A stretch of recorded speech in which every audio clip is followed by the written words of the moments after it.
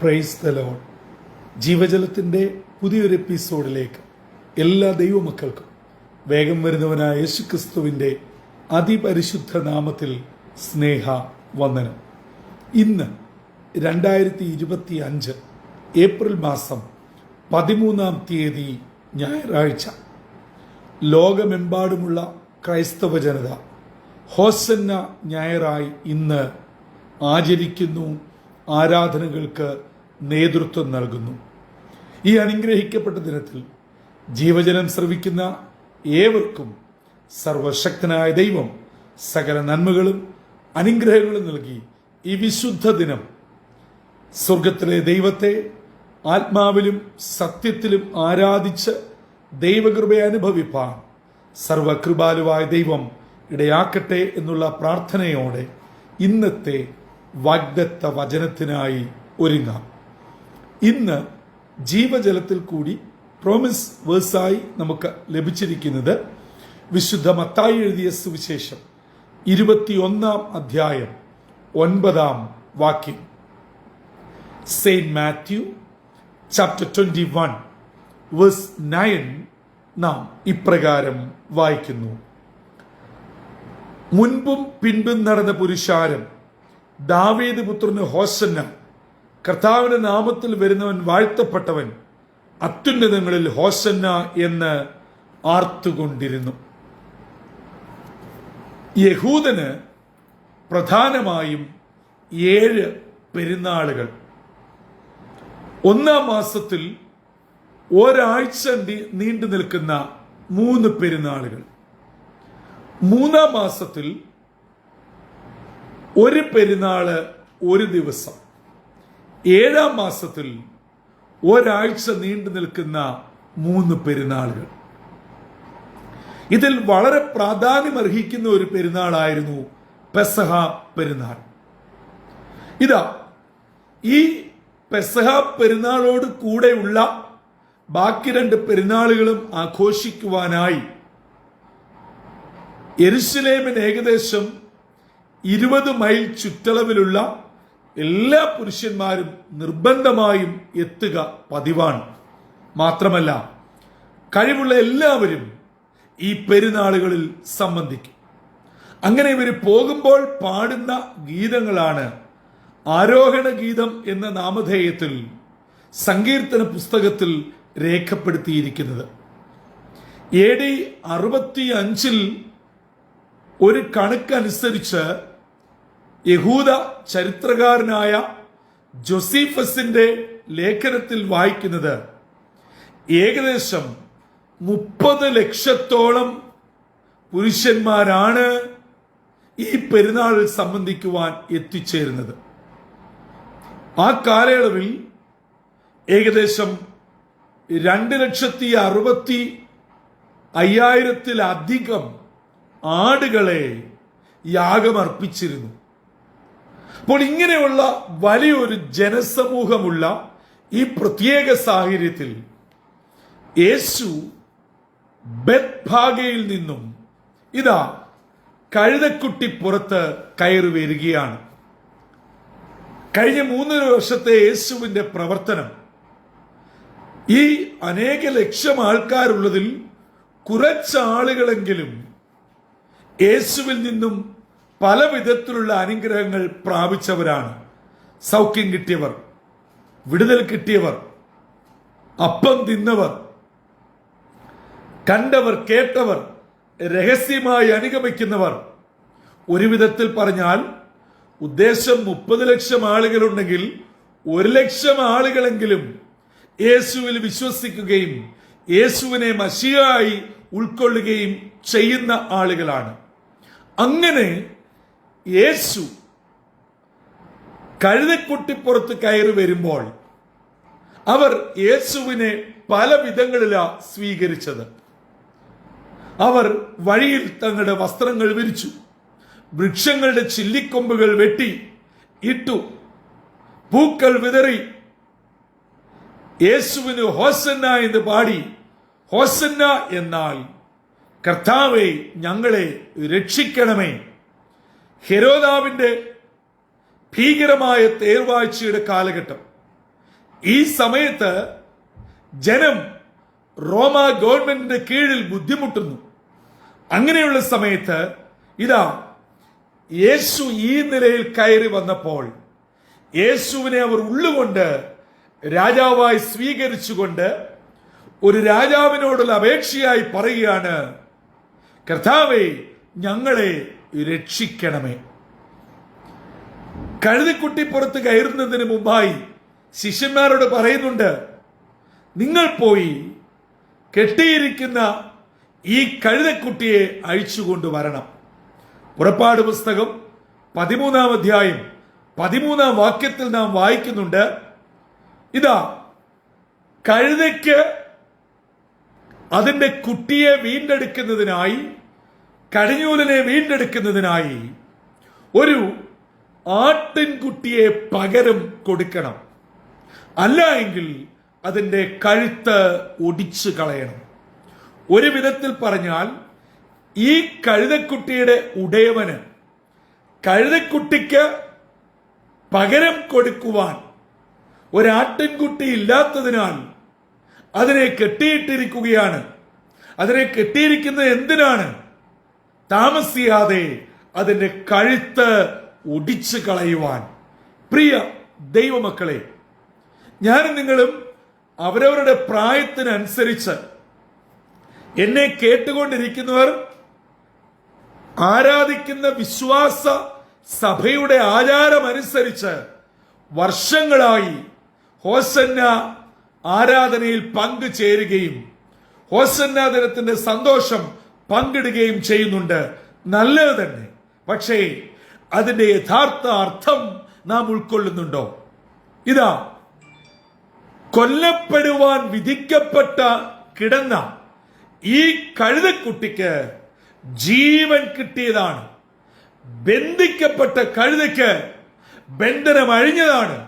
അതേ പ്രിയമുള്ളവരെ, നമ്മുടെ ജീവിതത്തിൽ തകർന്നു പോകേണ്ട നാം, നശിച്ചു പോകേണ്ട നാം, നിത്യ അഗ്നിക്ക് ഇരയാകേണ്ട നാം, ഇതാ നമുക്ക് പകരമായി ഒരു കുഞ്ഞാട് യാഗമാക്കപ്പെട്ടിരിക്കുന്നു. യോഹന്നാന്റെ സുവിശേഷം 1-ാം അധ്യായം 29-ാം വാക്യത്തിൽ നടന്നു പോകുന്ന യേശുവിനെ കണ്ടിട്ട് സ്നാപക യോഹന്നാൻ വിളിച്ചു പറഞ്ഞു, ഇതാ ലോകത്തിന്റെ പാപത്തെ ചുമന്നൊഴിക്കുന്ന ദൈവത്തിന്റെ കുഞ്ഞാണ്. അതെ, ആ യേശുവാകുന്ന ഓമന കുഞ്ഞാടാണ് കൊല്ലപ്പെടുവാൻ വിധിക്കപ്പെട്ട എന്റെയും നിങ്ങളുടെയും ജീവിതം മാറ്റിമറിച്ചത്. കാരണം എനിക്ക് പകരം കൊടുക്കുവാൻ ഒന്നുമില്ലാതെ ഞാൻ കൊല്ലപ്പെടുവാൻ, ശത്രുവിന്റെ കീഴിൽ ആക്കപ്പെടുവാൻ വിധിക്കപ്പെട്ടപ്പോൾ എനിക്ക് പകരമായി തന്റെ ജീവൻ കാൽവറിയിൽ യാഗമാക്കി എനിക്ക് വിടുതൽ കിട്ടി, നിത്യജീവന്റെ ഉടമയായി തീർന്നു. ഇതിന്റെ തുടക്കമാണ്. അതായത് വിശ്വസിക്കപ്പെടുന്ന അനുസരിച്ച് ഈ വരുന്ന പെസഹ പെരുന്നാളിന് ശേഷമുള്ള വെള്ളിയാഴ്ചയാണ് യേശു കാൽവറി കൊലക്കളത്തിൽ യാഗമാക്കുന്നത്.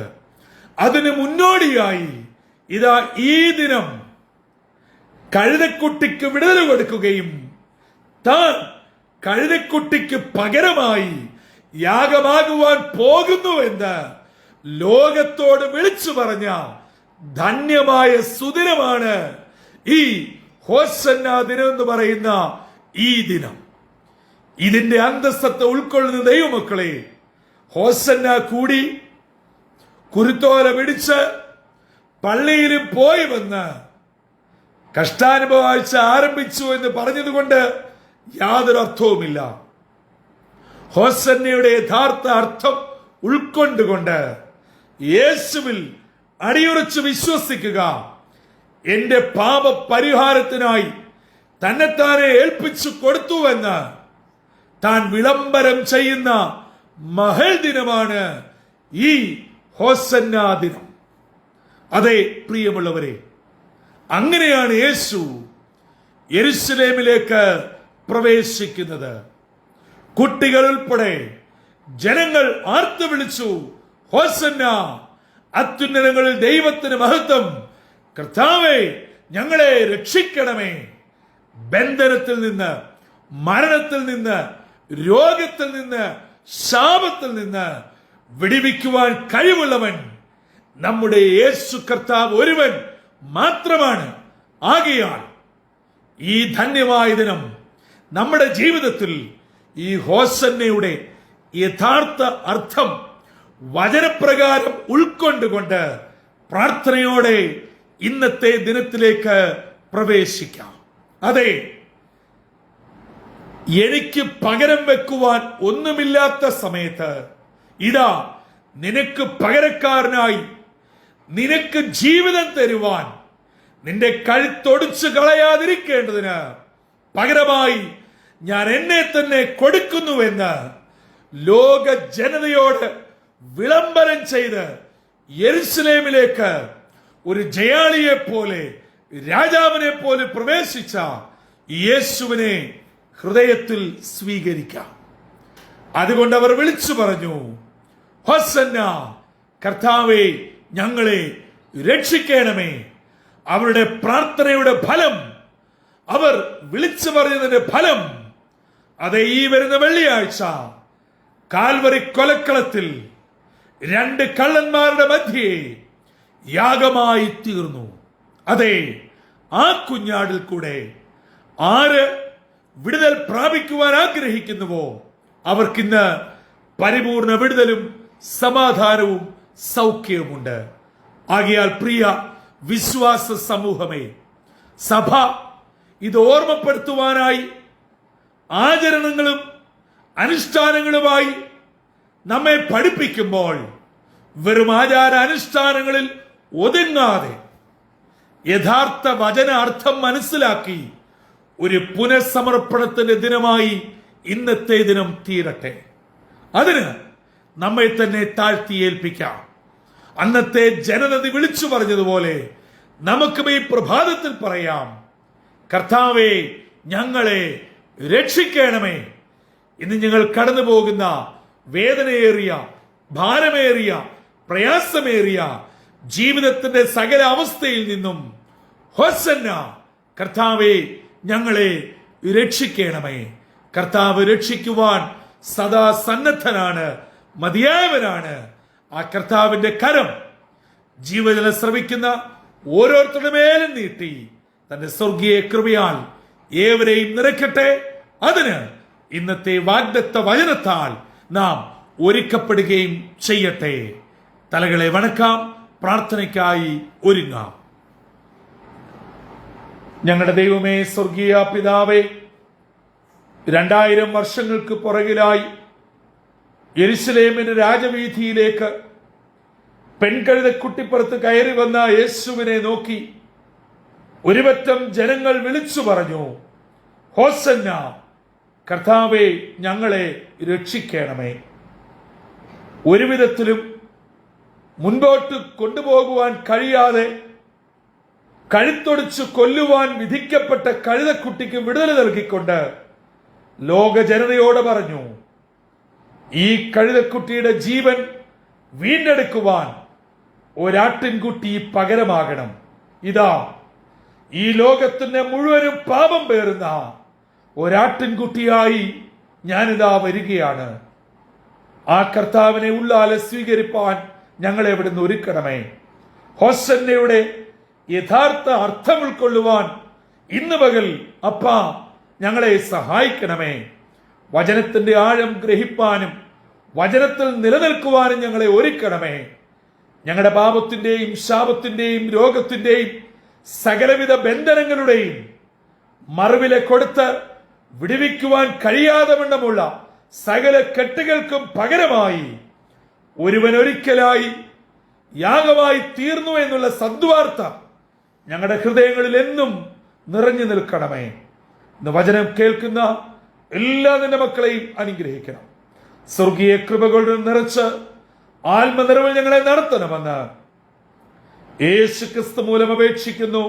കൃപയോടെ കേൾക്കുമാറാകണമേ. ആമീൻ, ആമീൻ, ആമീൻ. പ്രിയ ദൈവമക്കളെ, വചനം നമ്മെ പഠിപ്പിക്കുന്ന ഹോസന്നയുടെ യഥാർത്ഥ സാരാംശം ഉൾക്കൊണ്ടുകൊണ്ട് നമ്മെ തന്നെ ദൈവകരങ്ങൾ സമർപ്പിച്ച് യഥാർത്ഥ രക്ഷയും വിടുതലും പ്രാപ്യമാക്കി കർത്താവിന് വേണ്ടി ജീവിപ്പാനും അനേകരെ കർത്താവിലേക്ക് ആനയിപ്പാനും സർവശക്തനായ ദൈവം ഈ വിശുദ്ധ ദിനം നമ്മെ ഓരോരുത്തരെയും ഇടയാക്കട്ടെ. അത് നമ്മുടെ ജീവിതത്തിൽ ഏറ്റവും അനുഗ്രഹിക്കപ്പെട്ട മുഹൂർത്തമായി കർത്താവിനോട് ചേർന്ന് ജീവിപ്പാൻ ഇടയായി തീരട്ടെ. കർത്തൃ ശുശ്രൂഷയിൽ നിങ്ങൾക്കൊപ്പം brother Santhosh Kodukulanji. God bless you all.